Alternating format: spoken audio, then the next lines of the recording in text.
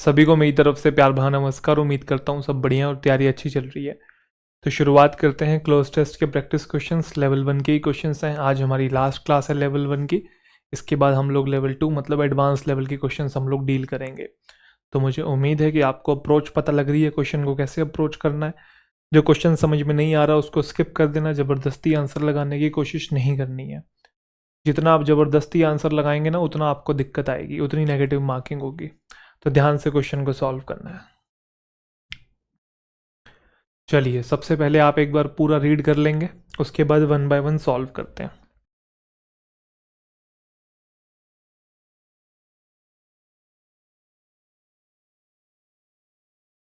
मुझे उम्मीद है वीडियो को पॉज करके आपने 1 बाय 1 सॉल्व कर लिया है।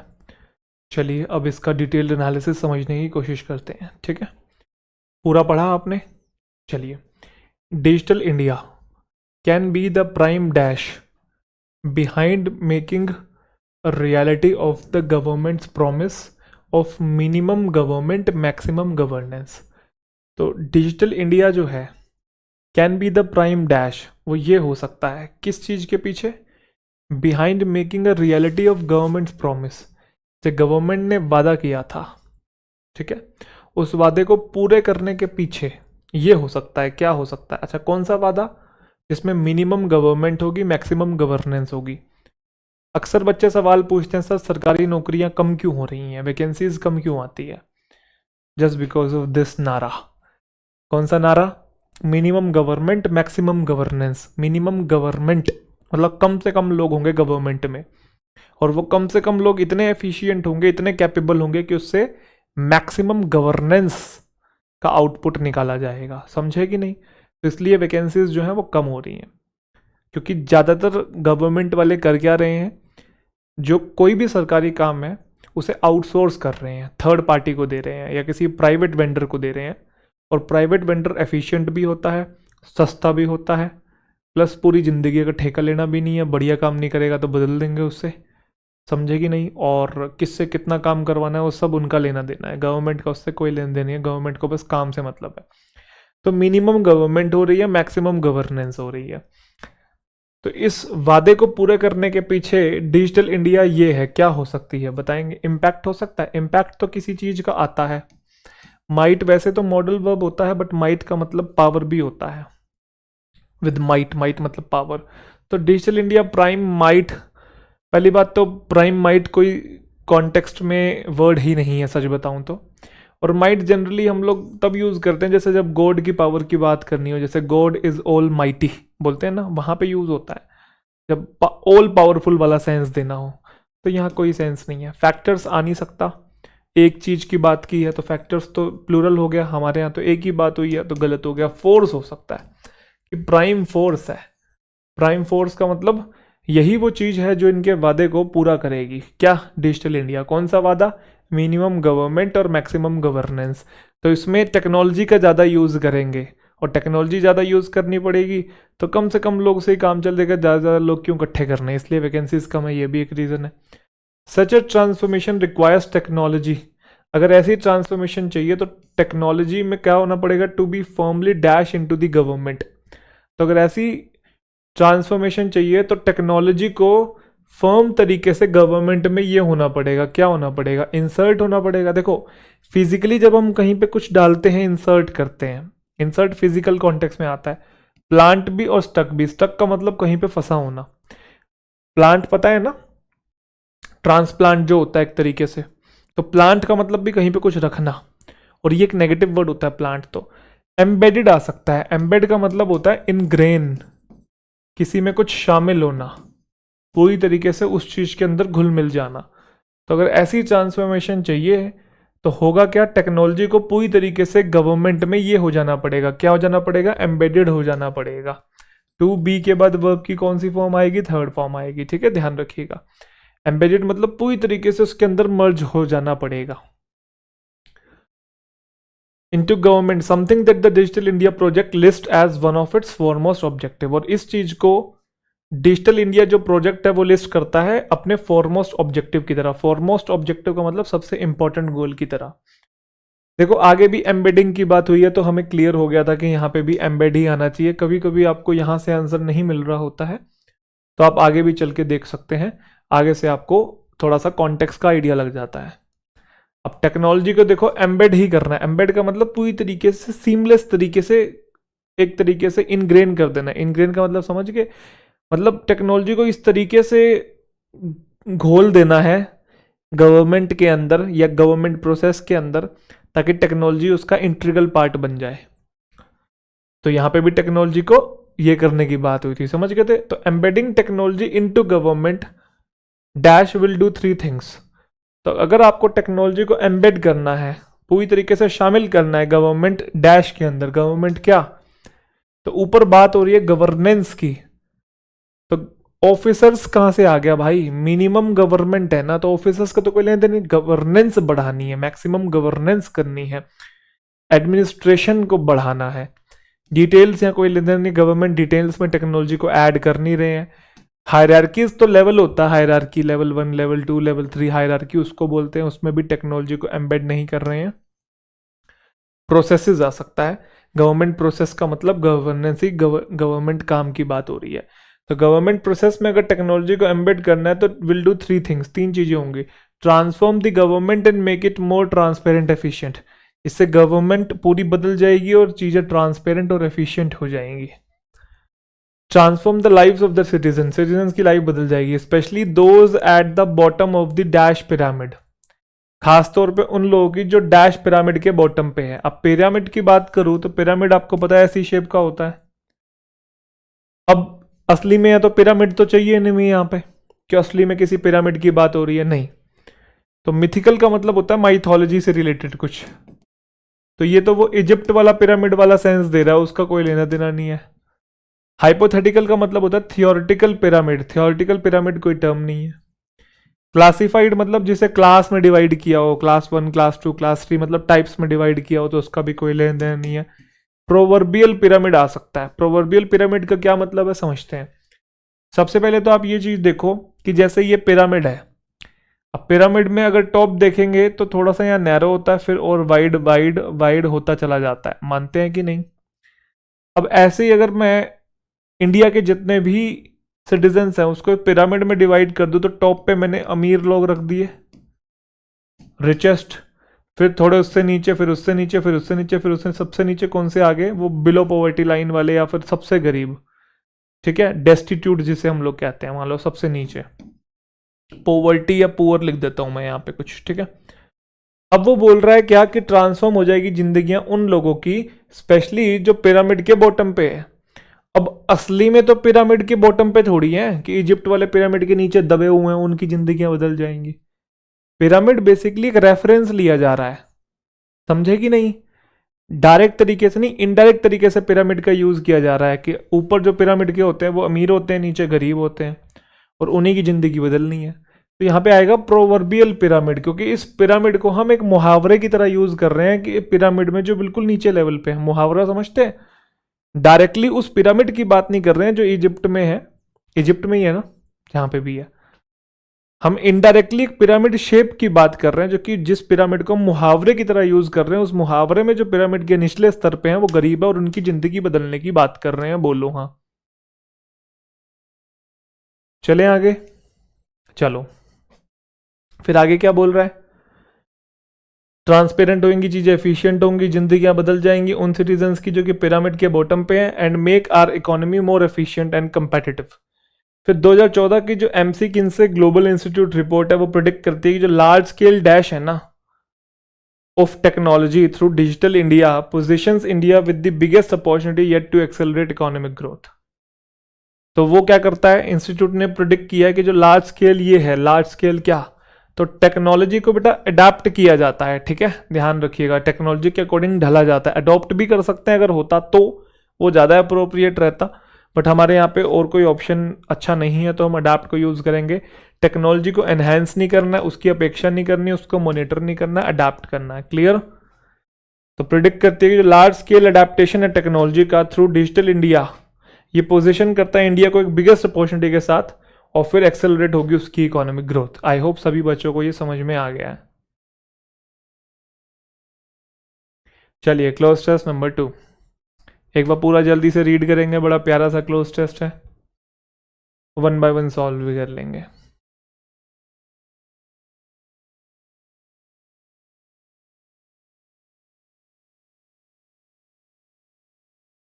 रेडी? पढ़ लिया? चलिए जी। Our beautiful ecosystem is being systematically dashed by industrial pollution channeled into rivers like the Ganga and the Yamuna। जो हमारा ब्यूटीफुल इकोसिस्टम है वो पूरे सिस्टम के लेवल पे सिस्टमेटिकली वो ये किया जा रहा है इंडस्ट्रियल पोल्यूशन के द्वारा, जो पोल्यूशन भेजा जाता है रिवर्स में, कहाँ पे? गंगा जैसी रिवर में और यमुना जैसी रिवर में। तो बताओ हमारा ब्यूटीफुल सिस्टम इंडस्ट्रियल पोल्यूशन के द्वारा क्या हो रहा है? कुछ अच्छा तो हो नहीं रहा होगा, नेगेटिव शब्द चाहिए, और डैमेज हो रहा है, बिल्कुल सही है। ओरिएंटेड हो रहा है, ओरिएंट का कोई मतलब नहीं है यहाँ पे, ओरिएंट गलत है। ओरिएंट का मतलब बेसिकली एक ओरिएंटेशन से रिलेटेड होता है, साइज से और अलाइनमेंट से रिलेटेड है, उसका कोई मतलब नहीं है। ओरिएंट डायरेक्शन से रिलेटेड भी होता है, उसका भी कोई मतलब नहीं है। ग्लोरीफाई का मतलब उसकी शान और शौकत बेसिकली बढ़ाई जा रही है, तो ये तो नेगेटिव चाहिए ना, मैं यहाँ तो पॉजिटिव हो गया, डिज़ाइन भी हमारा पॉजिटिव हो गया, तो डैमेज आएगा।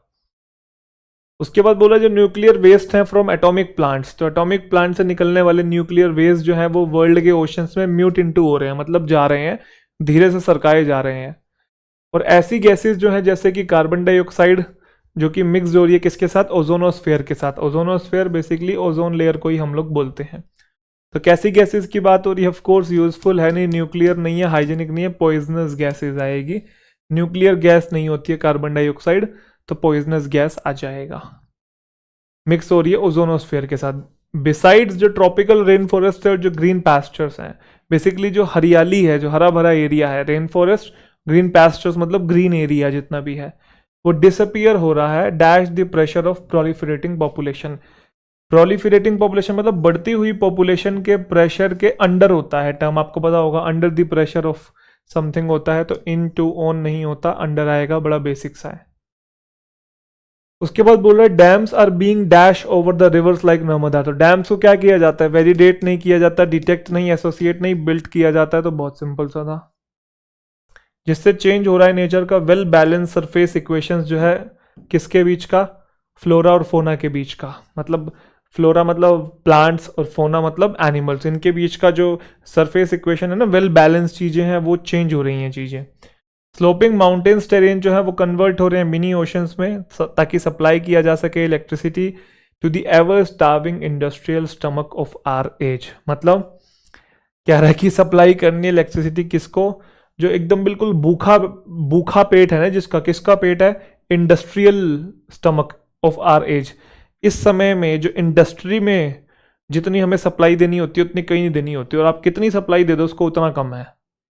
तो वो कह रहा है उसका पेट जो है एवर स्टार्विंग है, हमेशा भूखा ही रहता है उसको, तो उसके पेट में कितना ही डाल लो। वो जैसे घर में कोई बच्चा होता है ना, कितना खिला लो, पेट है, कुआं है, पेट नहीं भरता है उसका, मतलब पूरा बढ़िया से उसका पेट भरने के बाद भी वो पता नहीं कैसे खाने पीने के मामले में बच्चे आगे रहते हैं कुछ, है ना। चलिए फिर एलिफेंट्स, टाइगर्स और जो वाइल्ड राइनोज हैं साउथ अफ्रीका के, और मैनी अदर फॉरेस्ट क्रिएचर्स, अब वो कैसी स्पीसीज बन गए हैं? ये मैंने पिछली क्लास में बताया था, एंडेंजर्ड स्पीसीज होता है। एंडेंजर्ड का मतलब खतरा आ गया इनके ऊपर, इनके विलुप्त होने के चांसेस हैं। तो एक्यूमुलेटेड स्पीसीज कुछ नहीं होता, एक्यूमुलेट का मतलब इकट्ठा करना, स्पेसिफाइड स्पीसीज कुछ नहीं है, ग्रांटेड स्पीसीज कुछ नहीं है।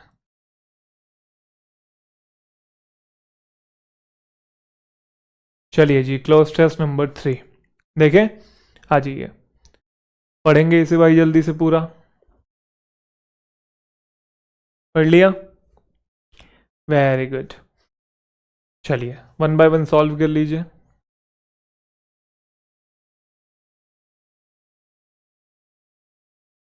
आई होप बढ़िया सॉल्व कर लिया होगा। आ जाइए। म्यूजिक जो है इम्प्रूव कर सकता है मूड को, अच्छी बात है। डिक्रीज कर सकता है पेन को और एंग्जाइटी को, और फैसिलिटेट कर सकता है ऐसी अपॉर्चुनिटीज जो कि किसके लिए होंगी? इमोशनल एक्सप्रेशन के लिए होंगी। जब म्यूजिक सुनते हैं तो हमारा थरथराने का मन करता है, नाचने का मन करता है, गाने का मन करता है, कूदने का मन करता है, अलग ही धुन में चले जाने का मन करता है ना। तो इमोशनल एक्सप्रेशन के लिए अपॉर्चुनिटीज को फैसिलिटेट करता है। रिसर्च ये करती है, रिसर्च क्या करती है, रिसर्च कभी इंटरप्रेट नहीं करती है भाई, रिसर्च का खुद का ओपिनियन नहीं होता है। रिसर्च सजेस्ट कर सकती है, ड्रीम नहीं करती, फोकस नहीं करेगी यहाँ पे। रिसर्च जो है वो सजेस्ट करती है कि जो म्यूजिक है वो बेनिफिट, कैन बेनिफिट, देखो यहाँ पे बेनिफिट जो है वो वर्ब है, कैन मॉडल वर्ब है, उसके बाद वर्ब की फर्स्ट फॉर्म आई हुई है। तो रिसर्च सजेस्ट करती है कि जो म्यूजिक है वो बेनिफिट, मतलब बेनिफिट पहुंचा सकता है our physical and mental health को न्यूमरस वेज में, काफी सारे तरीकों से। म्यूजिक जो है वो ये कर सकता है ब्रेन की प्रोडक्शन को, क्या कर सकता है, तो ब्रेन की प्रोडक्शन को प्रोवाइड नहीं करेगा, फर्निश मतलब सजाना नहीं, एग्जॉस्ट मतलब खत्म नहीं करना, बूस्ट कर सकता है। और किसकी प्रोडक्शन की बात हो रही है, हार्मोन डोपामीन। डोपामीन पता है ना, कुछ लोग इसे ऐसा केमिकल कहते हैं जिससे कि हमें प्लेजर मिलता है, या रिवॉर्ड केमिकल इसे हम लोग कहते हैं। हम कुछ अच्छा काम करते हैं या कोई मीठी चीज़ खाते हैं या फिर कुछ भी फास्ट फूड भी खाते हैं, वीडियो गेम खेलते हैं, गाने सुनते हैं, या कोई भी ऐसी एक्टिविटी करते हैं जिससे बॉडी की सेंसेस इंक्लूड हो, तो डोपामीन रिलीज होता है। उस रिलीज होने से ही हमें अच्छा फील होता है। इसके ऊपर काफ़ी सारी किताबें लिखी गई हैं, काफ़ी पॉपुलर हार्मोन है ये, जिसके बारे में सबसे ज़्यादा चर्चा होती है। यही एक ऐसा हार्मोन है जो कि हमारे मोटिवेशन का भी कारण होता है, हमारी क्रिएटिविटी का भी कारण होता है, और भी बहुत सारी चीज़ों का कारण होता है। और इसी के हैम्पर हो जाने की वजह से हम लोग बहुत डाउन फील करते हैं और हमारा इंटरेस्ट काफ़ी सारी चीज़ों में कम हो जाता है। खैर, इसके बारे में अलग से किस दिन बात करूंगा मैं, अभी बात करूंगा तो फिर तो क्लास रह जाएगी। जितना जितना बीच बीच में आ रहा है उतना समझ लेंगे। तो जो ब्रेन का प्रोडक्शन है हार्मोन डोपामीन, उसको म्यूजिक बूस्ट कर देता है, जिससे कि होता क्या है, this increase dopamine production helps dash feeling of anxiety. तो जब प्लेजर वाली फीलिंग डेवलप होती है तो एंग्जाइटी की फीलिंग ये हो जाती है, क्या हो जाती है भाई, और डिप्रेशन की फीलिंग ये हो जाती है, तो बढ़ जाती है, बदल जाती है, इंप्रूव हो जाती है कि रिलीव हो जाती है। रिलीव मतलब टेंशन रिलीज होने लगती है, रिलीव रिलीज एक ही बात है। म्यूजिक जो है is process directly by the amygdala. Amygdala एक पार्ट है ब्रेन का इन मूड एंड इमोशंस, जो कि मूड और इमोशंस को ये करता है, क्या करता है, तो म्यूजिक जो है डायरेक्टली कहाँ प्रोसेस होता है, एमिगडाला के द्वारा प्रोसेस होता है, जो कि एक पार्ट है ब्रेन का जो कि मूड और इमोशंस में ये होता है। तो ये इन्वॉल्व होता है, ये बोलना है कि ब्रेन का ये पार्ट मूड और इमोशंस में इन्वॉल्व होता है, ना कि कंसर्न होता है। कंसर्न तो विद होता है और ये चिंता का कारण होता है, वैसे भी ऑब्सेस्ड विद होता है, कंपनीड बाय होता है। तो इन्वॉल्व ही बिल्कुल सही है, कंपनीड का मतलब के साथ होता है, ठीक है। By reducing stress levels and providing a strong competing stimulus to the pain dash that enter the brain, music therapy can assist in pain management. तो क्या करता है, स्ट्रेस लेवल को रिड्यूस करता है, ठीक है, और जो पेन डैश है उसके लिए प्रोवाइड करवाता है एक स्ट्रॉन्ग कॉम्पिटिंग स्टिमुलस। मतलब जो दर्द हो रहा है ना, उस दर्द को खत्म करने के लिए कुछ ऐसी चीजें भेजता है कि दर्द यूं खत्म हो जाए। कौन, म्यूजिक की बात हो रही है, समझे कि नहीं। तो by reducing stress level, stress level को रिड्यूस करता है, और जो पेन ये हैं जो कि एंटर होते हैं ब्रेन में, पेन क्या, पेन आपका एडजेक्टिव है, आगे यहाँ नाउन चाहिए क्योंकि द आर्टिकल यहाँ पे उसको बता रहा है, द आर्टिकल नाउन के लिए चाहिए। हालांकि पेन नाउन होता है या नाउन प्लस नाउन कंपाउंड भी बन सकता है, उससे कुछ फर्क नहीं पड़ता। डिटर तो वर्ब होती है, डिफॉर्म का मतलब रूप बदल देना, ये भी वर्ब होती है। पेन सब्सटेंस कुछ होता नहीं है, पेन सिग्नल्स होगा जो कि एंटर करेंगे ब्रेन में।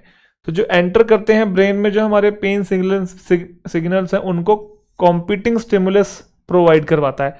कॉम्पिटिंग स्टिमुलस मतलब जो दर्द आपको हो रहा है ना, उससे लड़ने के लिए कुछ चीज़ें प्रोवाइड करवाता है और स्ट्रेस लेवल को रिड्यूस करता है। कौन, म्यूजिक। तो म्यूजिक थेरेपी क्या कर सकती है, मदद कर सकती है पेन मैनेजमेंट में भी। मुझे उम्मीद है सभी बच्चों को एकदम बिल्कुल क्लियर है। चलिए एक बार पूरा पढ़ेंगे पहले इसे जल्दी से, तो साथ साथ सॉल्व भी कर लीजिए भाई।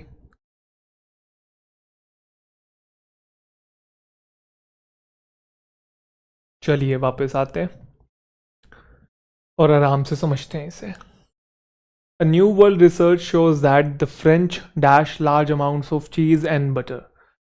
तो न्यू वर्ल्ड रिसर्च मतलब एक नई रिसर्च जो है वो ये शो करती है कि जो फ्रेंच, द फ्रेंच बोला है यहाँ पे, फ्रेंच वैसे लैंग्वेज होती है बट यहाँ द फ्रेंच बोला है, मतलब फ्रेंच बोलने वाले लोग, ठीक है। उस लैंग्वेज के पहले दा लगाते तो वहाँ के लोग बन जाते हैं। जैसे इंग्लिश एक लैंग्वेज है, आर्टिकल की क्लास में मैंने आपको पढ़ाया था, बट अगर मैं द इंग्लिश बोल दूँ तो ये अंग्रेजों की बात हो रही है, इंग्लिश बोलने वाले लोग।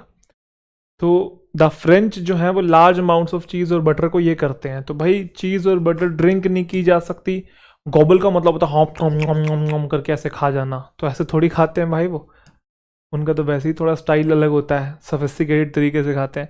टेक एक जनरल शब्द है, कंज्यूम आएगा, खाने पीने की चीज़ों के लिए हम लोग यूज़ करते हैं। तो कंज्यूम करते हैं लार्ज अमाउंट ऑफ चीज़ और बटर, और चीज़ बटर कहाँ से आता है? दूध से आता है। दूध कहाँ से आता है? गाय भैंस से आता है। Therefore they have low levels of heart disease, इसलिए उनका लो लेवल है हार्ट डिसीज का, मतलब उनको हार्ट डिसीज नहीं होते हैं, कम होते हैं। रिसर्च जो है वो ये करती है, क्या करती है कि जो एनिमल फैट है गुड है ह्यूमन बॉडी के लिए। तो रिसर्च क्या करती है? रिसर्च एक्सेप्ट नहीं करती है इस चीज़ को, क्रेडिट भी नहीं देती है, ट्रस्ट भी नहीं करती, बिलीव्स करती है। बिलीव करना, सजेस्ट करना, शो करना, ये सारे टर्म रिसर्च के लिए यूज़ होते हैं। तो रिसर्च ये मानती है, क्या मानती है कि जो एनिमल फैट है वो गुड है ह्यूमन बॉडी के लिए, और वो हेल्प करता है रिड्यूस करने में हार्ट अटैक के रिस्क को। ये जो स्टडी है, this study was dash in 2018।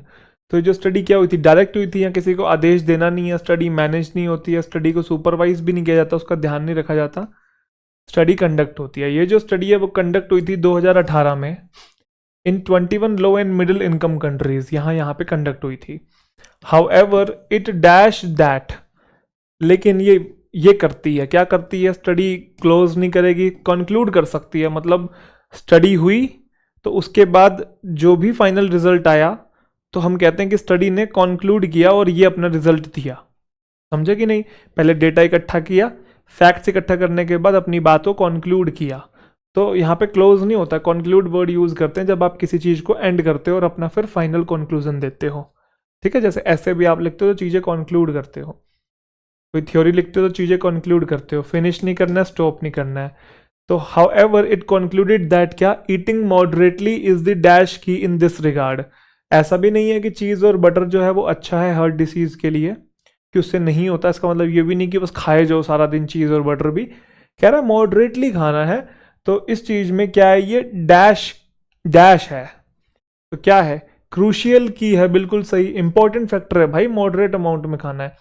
Diligent का मतलब तो मेहनती होता है, उसको कोई लेने देना नहीं है। प्रिंसिपल का मतलब सिद्धांत होता है, एमिनेंट का मतलब फेमस होता है। तो स्टडी कंक्लूड करती है कि भाई खाओ, but eating moderately is the crucial key in this regard, important factor है इस तरीके के मैटर में। किस तरीके के? चीज और बटर खाने के मुद्दे की बात हो रही है। चलिए जी, क्लोज टेस्ट नंबर 5। वीडियो को पॉज करो जल्दी से, पढ़ लिया? आ जाओ सॉल्व भी कर लो।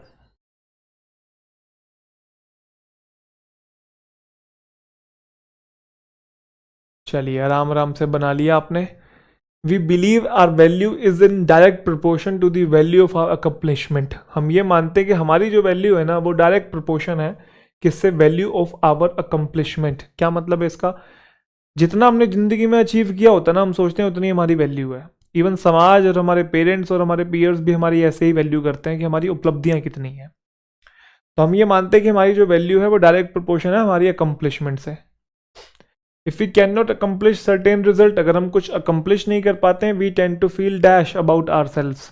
तो जब आप कुछ अचीव नहीं कर पाओगे, जब जैसे आप प्रिपरेशन कर रहे हैं, आप तैयारी कर रहे हैं, आपको रिजल्ट नहीं मिल रहा है, तो आपको इस चीज़ को लेके कैसा फील होगा?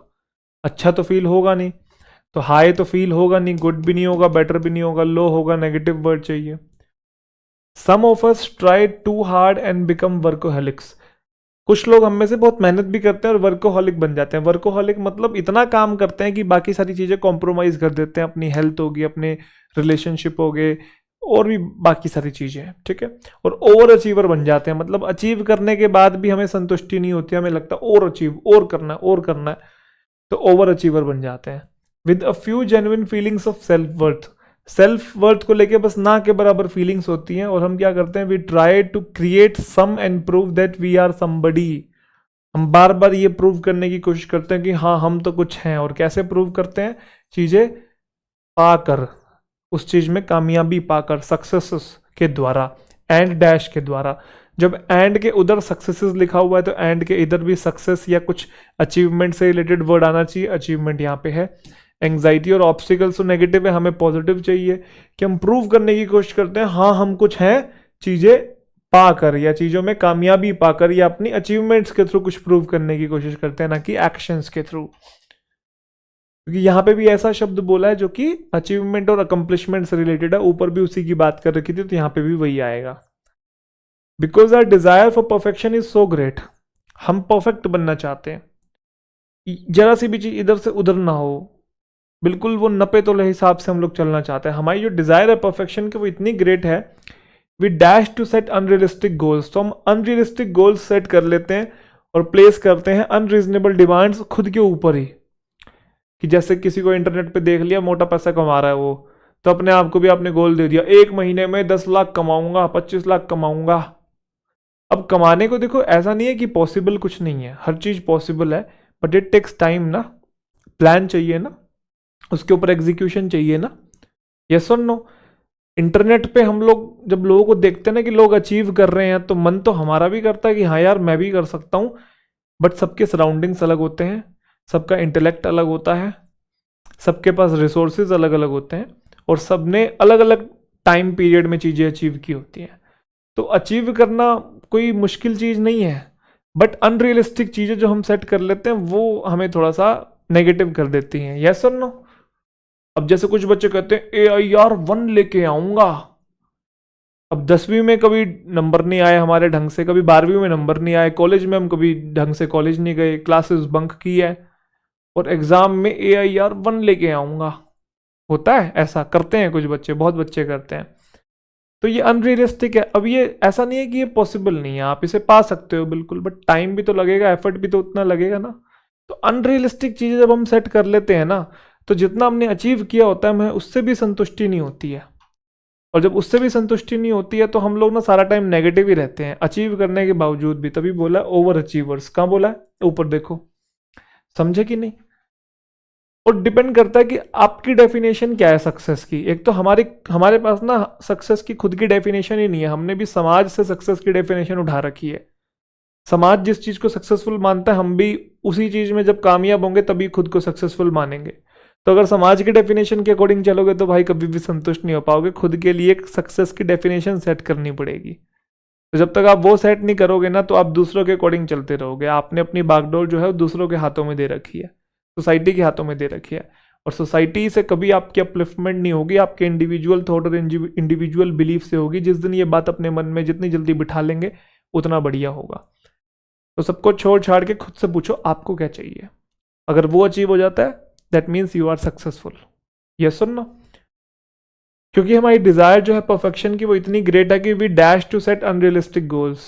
तो हम क्या करते हैं, देखो ऊपर भी देखो, वी टेन टू का मतलब है कि हमारी हैबिट हो जाती है वैसा करने की। तो कम टू सेट नहीं होगा, टेंड टू सेट हो सकता है। विश भी नहीं, क्रेव भी नहीं। क्रेव का मतलब कुछ अच्छा होना, टेंड टू डू समथिंग होता है कि we tend to set unrealistic goals, कि हमारी आदत बन जाती है अनरियलिस्टिक गोल सेट करने की, और हम अनरीजनेबल डिमांड्स खुद के ऊपर प्लेस करते हैं। Failing rather than encouraging us to have realistic aspirations only leads to mere punishing round of self blame and resolve to try ourselves harder next time। मतलब जब हम फेल हो जाते हैं ना, तो उससे होता क्या है, फेलिंग से हम किस तरफ जाते हैं, मेयर पनिश करते हैं। किसको पनिश करते हैं? Punishing round of self blame, खुद पे सेल्फ ब्लेम डालते रहते हैं और उसके चलते खुद को पनिश करते हैं। जबकि हमें करना क्या चाहिए, एनकरेज करना चाहिए कि हम क्या रखें, रियलिस्टिक एस्पिरेशंस रखें। देखो आपने एक तो पहले अनरियलिस्टिक गोल सेट कर लिया, अब उसमें फेल हो गए तो हम सोचते हैं और मेहनत करूंगा और, अरे भाई गोल अनरियलिस्टिक है, पहले रियलिस्टिक चीजें सेट कर। अब अपने आप को इस वे में तो एनकरेज कर नहीं रहे कि यार मैंने गलत गोल सिलेक्ट कर लिया, थोड़ा कम कर लेना चाहिए था, मेरा पोटेंशियल डिफरेंट है। अब मछली को आप बोलोगे कि भाई पेड़ों पे छलांग मार के दिखा, मार देगी क्या? अनरियलिस्टिक गोल ही है। अब बंदर को बोलोगे समुद्र में गोते मार के दिखा, लगा देगा क्या? तो एबिलिटी और पोटेंशियल भी देखा जाता है, हमारे अंदर कितना पोटेंशियल है, हमारे पास अभी कितने रिसोर्सेज हैं, उसके अकॉर्डिंग गोल सेट किया जाता है, और हम पैशनेट कितना है उस चीज को लेके, ये भी मैटर करता है। तो कहता है जब हम फेल हो जाते हैं ना, उससे हम सेल्फ ब्लेम हमारे ऊपर आता है, और फिर हम निर्णय लेते हैं कि अब हम क्या करेंगे, हार्डर करेंगे नेक्स्ट टाइम, और मेहनत करेंगे। जबकि करना क्या चाहिए, रादर देन हमें एनकरेज करना चाहिए कि भाई हम रियलिस्टिक एस्पिरेशंस रखें, हम और ज्यादा अपने आप को पुश करना चाहिए, नेक्स्ट टाइम करके दिखाऊंगा, नेक्स्ट टाइम आऊंगा, पूरी मेहनत के साथ आऊंगा। यूट्यूब पे आजकल लोग ज्यादा ही मोटिवेटेड रहते हैं, वैसे मैंने चीज नोट करी है। If we do not finally achieve our goals, और अगर फिर भी हम अचीव नहीं कर पाते हैं, वी आर डैश, हम क्या हो जाते हैं, हम डिसअपॉइंट हो जाते हैं। फ्लैटर का मतलब कोई चापलूसी तो कर नहीं रहा, प्रोटेक्ट और ग्लैड होंगे नहीं, ये पॉजिटिव वर्ड है। Despite everything we have done, बावजूद उसके हमने इतना कुछ कर लिया, we still feel dash inside, अंदर से में ऐसा फील होता है। कैसा फील होता है? सेटिस्फाइड, सम्मान, सम्मान वाली फीलिंग आती है, लाइवली, जिंदा दिल फील करते हैं कि एम्प्टी फील करते हैं? एम्प्टी फील करते हैं। चलिए जी, अगला क्लोज टेस्ट बताओ भाई। चले, चलो। Tattooing is a talent that requires a lot of time. Solve किया है? सॉल्व तो किया नहीं।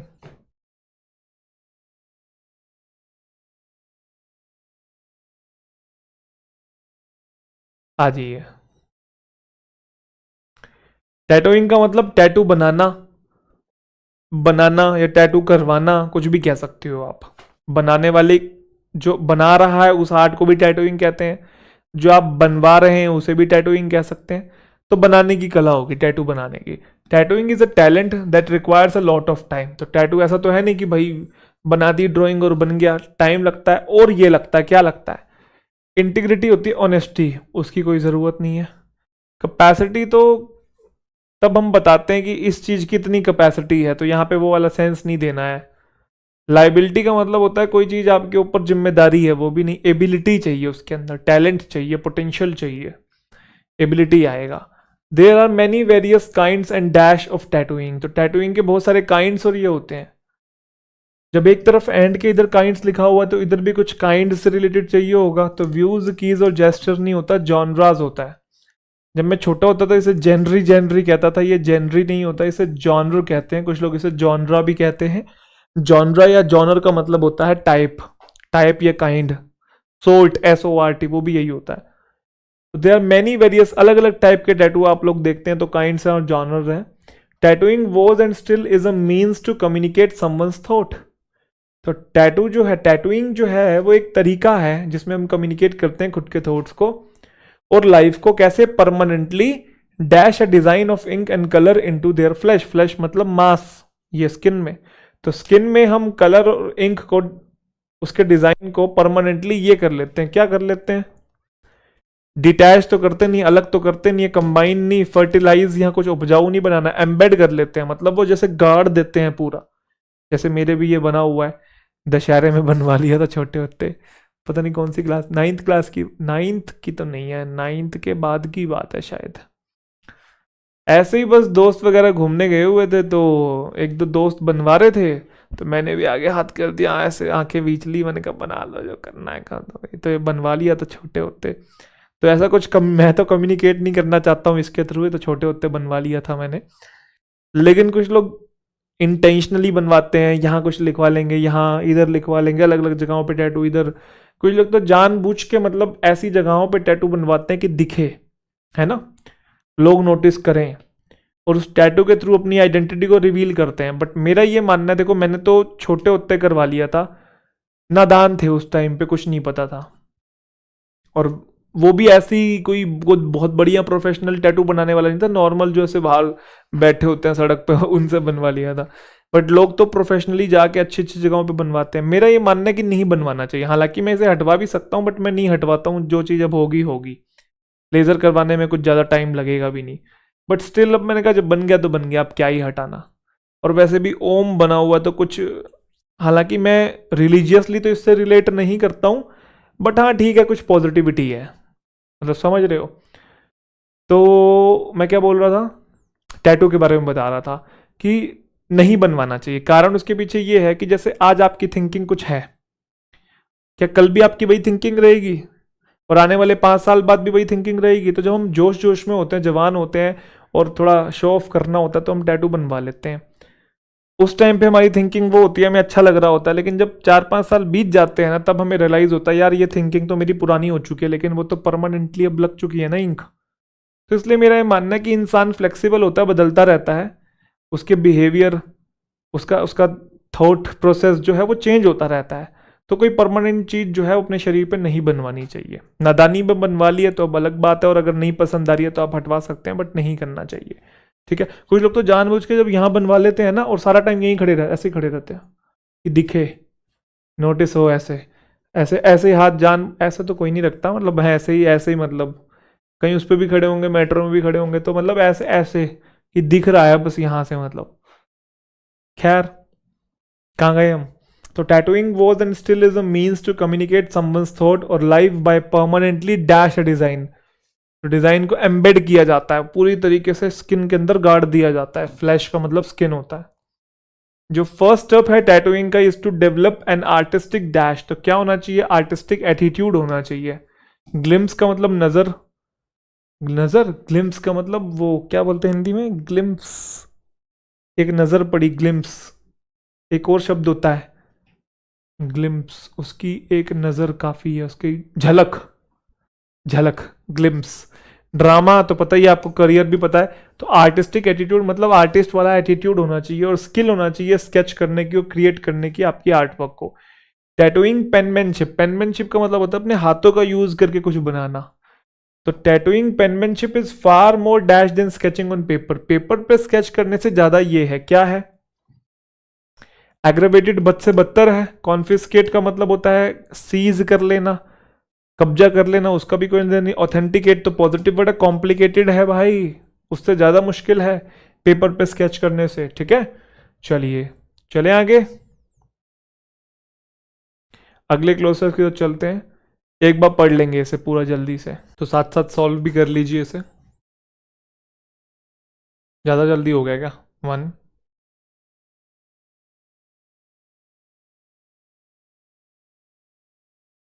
कोई बात नहीं, कभी कभी स्पीड खिंच जाती है। खैर कोई बात नहीं। Importance of physical exercise in dash the incidence of heart attacks can not be under estimate. एक होता है टर्म ओवर एस्टिमेट, एक होता है अंडर एस्टिमेट। ओवर एस्टिमेट का मतलब जब हम किसी चीज़ की वैल्यू जितनी नहीं होती है उससे ज़्यादा लगा लेते हैं। अंडर एस्टिमेट जब जिसकी जितनी वैल्यू होती है उससे कम आंक लेते हैं। जो इम्पोर्टेंस है फिजिकल एक्सरसाइज की, जिसमें जो इंसिडेंस हैं हार्ट अटैक्स के वो ये हुए हैं, तो उस चीज़ को हम अंडर एस्टिमेट नहीं कर सकते हैं। तो भाई फिजिकल एक्सरसाइज करने से हार्ट अटैक्स बढ़ेंगे, उन पे जोर डालेंगे, वो बढ़ेंगे कि वो कम होंगे, मिनिमाइज होंगे। और इस चीज़ को हम अंडर एस्टिमेट नहीं कर सकते हैं, इस चीज़ को कम हम नहीं आंक सकते हैं। जो राइज है हार्ट अटैक्स के हैज़ बीन अटेनिंग, जो राइज है हार्ट अटैक्स के मतलब हार्ट अटैक्स में जो बढ़ोतरी आपको दिखाई दे रही है, has been attaining dash proportion in recent times. Dash proportion, यहाँ पे प्रपोर्शन का मतलब है कि वो बहुत ज़्यादा हमें देखने को मिल रहे हैं। तो जो हार्ट अटैक्स में जो बढ़ोतरी हो रही है उसमें हमें ऐसा प्रपोर्शन देखने को मिल रहा है रिसेंट टाइम में। कैसा, लो तो नहीं है क्योंकि जब बढ़ोतरी हो रही है। कैपेशियस तो कैपेसिटी से रिलेटेड है। सूदिंग का मतलब कोई चीज़ प्लेजेंट हो, अलार्मिंग होता है चिंताजनक। तो अटेनिंग अलार्मिंग प्रोपोर्शन मतलब उसकी बात बहुत ज़्यादा हो रही है और बहुत चिंताजनक स्तर पर हो रही है रिसेंट टाइम्स में, जिसकी वजह से ग्रेव कंसर्न कोज हो रहे हैं। ग्रेव मतलब एक्सट्रीम और सीरियस कंसर्न कोज हो रहे हैं। स्पेशली किसके किसके लिए चिंताएं बढ़ रही हैं, to the medical dash, medical इसके लिए बढ़ रही है। मेडिकल क्रीड कुछ नहीं होता, क्रीड का मतलब होता है डॉगमा, फेथ, विश्वास, उसका कोई लेन देन नहीं है। मेडिकल क्लास कोई टर्म नहीं है, मेडिकल फ्रेटर्निटी हो सकता है। मेडिकल फ्रेटर्निटी मतलब डॉक्टर्स और नर्सेज के बीच में इसकी चिंताएं जो हैं वो बढ़ रही हैं क्योंकि उनको डील करना पड़ता है। मेडिकल पर्सनस नहीं आएगा, फ्रेटर्निटी टर्म होता है, जैसे मैंने पहले भी बताया था, सी ए फ्रेटर्निटी, टीचर फ्रेटर्निटी है, मेडिकल फ्रेटर्निटी है, मतलब उस पूरी इंडस्ट्री को बोला जा रहा है। तो जो हार्ट अटैक्स में बढ़ोतरी देखी जा रही है वो अटेन कर रहा है एक अलार्मिंग प्रोपोर्शन, चिंताजनक स्तर पर बढ़ रहा है रिसेंट टाइम्स में, जिसकी वजह से चिंताएं बढ़ रही हैं स्पेशली किसकी, टू दी मेडिकल फ्रेटर्निटी की। उसके बाद वॉकिंग जो है वो बेस्ट मोड है फिजिकल एक्सरसाइज का, विच डैश नो इक्विपमेंट, जिसमें किसी इक्विपमेंट या मनी या मटेरियल की रिक्वायरमेंट नहीं होती है। तो लॉस नहीं आएगा, गेन नहीं, फाइन नहीं, requires, which requires no equipment, कि जिसमें कोई रिक्वायरमेंट नहीं है इक्विपमेंट की, मनी की, मटेरियल की, और किसी क्लब के, क्या क्लब की मेंबरशिप होती है। क्लब मतलब जिम क्लब की बात कर रहा है इन जनरल, या कोई ऐसा क्लब जहाँ पे आप फिजिकली एक्सरसाइज करने जाते हैं। तो क्लब का कोरिलेशन नहीं है। एग्जाम्शन का मतलब होता है किसी चीज़ से आप बच गए हैं। स्कॉलरशिप नहीं होती है, वो तो कॉलेज या यूनिवर्सिटी या फिर स्कूल की होती है। मेंबरशिप होती है भाई क्लब की। अगला पढ़ो, पहले सॉल्व करो साथ साथ।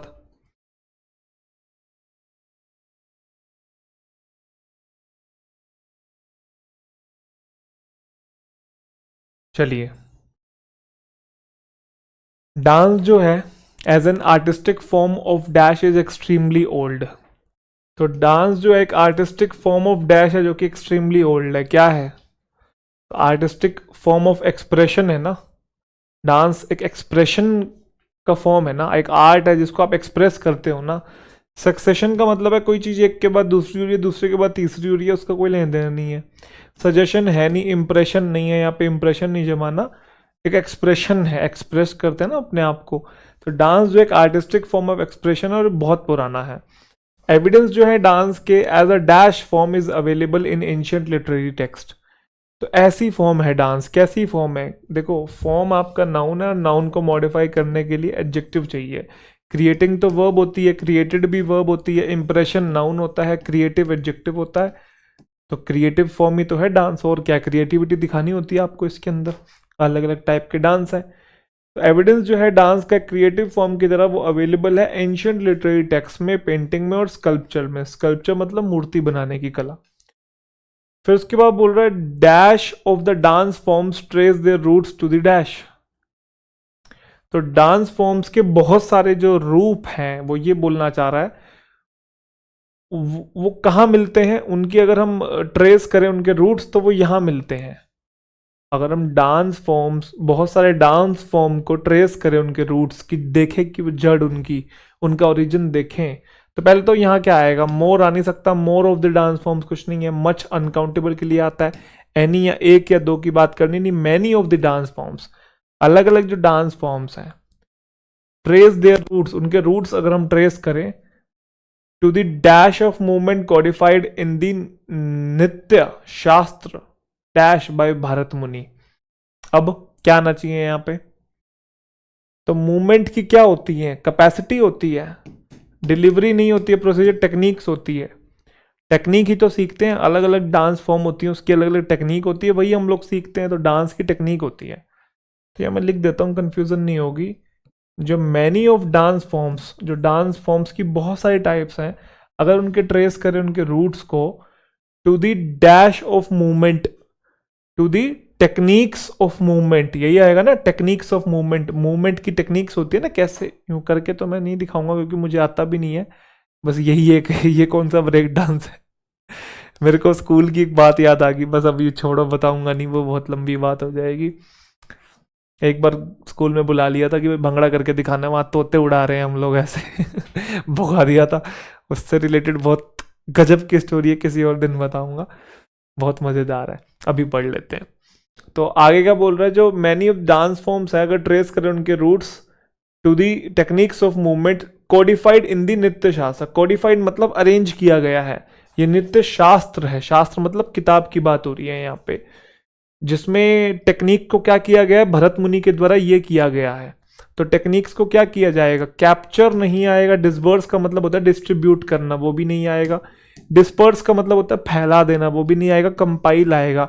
किसी किताब में कोई चीज हम लोग कंपाइल करते हैं, इस डांस फॉर्म की अलग टेक्निक है, उसकी अलग है, इसकी अलग है, उसकी अलग है, सबको मिला के हमने इसके अंदर कंपाइल कर दिया है। कैप्चर नहीं करते। कैप्चर का मतलब तो होता है किसी चीज को पकड़ लेना, कैप्चर, या फोटो कैप्चर कर लेना। तो कैप्चर नहीं आएगा, कंपाइल आएगा। समझ गए? तो टेक्निक्स ऑफ मूवमेंट्स को भरत मुनि के द्वारा कंपाइल किया गया है। कोडिफाई का मतलब अरेंज किया गया है नृत्य शास्त्र के अंदर।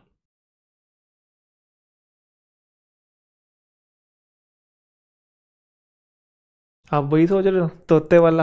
खैर, क्लोज टेस्ट 9। चलिए, लास्ट है, फिर ये इसकी छुट्टी करते हैं, फिर हम लोग करेंगे एडवांस लेवल की अगली क्लास में। For an average Indian driving in any of the major Indian cities is equivalent to dash a daily war।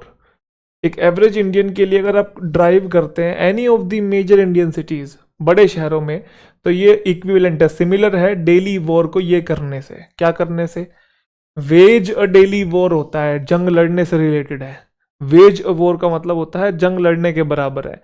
Make a war कुछ नहीं है, रेज अ वॉर और रशिंग अ वॉर कुछ नहीं होता है, वेज अ वॉर होता है। जो एवरीडे स्ट्रगल है of dash traffic pollution and rash drivers.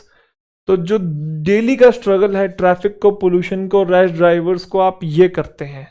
क्या करते हैं? स्टॉप करते हैं। उनको कैसे रोक देंगे आप? बोर्ड करना भी नहीं होगा। बोर्ड का मतलब कहीं पे जाना होता है, लॉज का मतलब सामान से रिलेटेड होता है, या लॉज का मतलब रहना होता है, ठीक है, रहने से रिलेटेड ज़्यादा होता है। डॉज आएगा, डॉज का मतलब होता है अवॉइड करना, बचना। तो जो डेली का स्ट्रगल है, आपको बचना है ट्रैफिक से निकल के, यूं गाड़ी घुमानी है अपनी, पोल्यूशन से बचना है आपने, और रैश ड्राइवर से बचना है। तो ये बिगेस्ट कोज है क्रॉनिक स्ट्रेस का। क्रॉनिक मतलब जो लगातार स्ट्रेस हो रहा है ना, तो ये कौन क्या है स्ट्रेस का कारण, इसके अकॉर्डिंग ट्रैफिक, पोल्यूशन और रैश ड्राइवर से जो आप डेली का स्ट्रगल जो आपका चलते हैं, इनसे बच बुच के निकलते हैं, यही सबसे बड़ी भड़क है। देसी शब्द है भड़क, ठीक है, टेंशन। तो क्या आएगा भाई? तो कॉमन सी चीज़ है, बिगेस्ट सुपरलेटिव डिग्री है, उसके लिए हम लोग दा का यूज़ करते हैं। उसके बाद जो एवरीडे स्ट्रगल है, जिसमें हम डॉज करते हैं ट्रैफिक को, पोल्यूशन को, रैश ड्राइवर्स को, वही बिगेस्ट कोज है कॉनिक स्ट्रेस का एंड अदर डैश प्रॉब्लम। तो जब स्ट्रेस की बात की है, तो स्ट्रेस कैसी प्रॉब्लम है? साइकोलॉजिकल प्रॉब्लम है, तो एंड के आगे भी वही आएगा। स्पिरिचुअल तो पॉजिटिव वर्ड हो गया। इकोलॉजिकल, इकोलॉजी से, एनवायरमेंट से रिलेटेड है। सोसाइटल प्रॉब्लम नहीं है भाई, साइकोलॉजिकल प्रॉब्लम है स्ट्रेस जो है। ऑन एन एवरेज एक पर्सन जो है स्पेंड करता है between 30 minutes to 2 hours of their day driving. तो 30 मिनट से 2 घंटे जो है वो ड्राइविंग में स्पेंड करता है। तो यहाँ आएगा एनीवेयर, क्योंकि हमें नहीं पता कितना स्पेंड करता है। तो 30 मिनट से लेकर 2 आवर्स तक, तो वो 35 भी हो सकता है, 40 भी, 1 आवर भी, 1.5 भी, 1.1 आवर 50 मिनट्स भी, समझे? तो कितना भी हो सकता है। तो एनीवेयर आएगा, स्पेंड्स एनीवेयर बिटवीन, क्योंकि हमें नहीं पता ना कितना। तो दो रेंज दे दी, यहां से लेकर वहां तक, अब इसके बीच में कितना भी। तो कितना भी का जो सेंस होता है, एवरीवेयर तो हर जगह हो गया, नो वेयर कहीं नहीं, एल्सवेयर कहीं और, एनीवेयर आ गया। एनीवेयर मतलब इनके बीच में कहीं पे भी, ये ध्यान रखिएगा। इसी के साथ हमारे क्लोज टेस्ट जो है इजी लेवल वाले वो खत्म होते हैं। अब हम शुरुआत करेंगे थोड़े अच्छे लेवल के। अच्छे मतलब होंगे यही, टाइप भी यही होगी, बस थोड़ा सा वोकैबलरी और टॉपिक को थोड़ा सा और ट्वीक करेंगे, हल्का सा उनको और मुश्किल करेंगे। बाकी क्या पता आपको वो भी आसान लगे, बाकी आप सॉल्व करेंगे तो आपको अच्छा लगेगा, क्योंकि इजी लेवल वालों पे आपके हाथ बैठ गया है। तो मिलते हैं अगली क्लास में, अपना ध्यान रखिए, तब तक के लिए बहुत बहुत शुक्रिया, बहुत बहुत प्यार।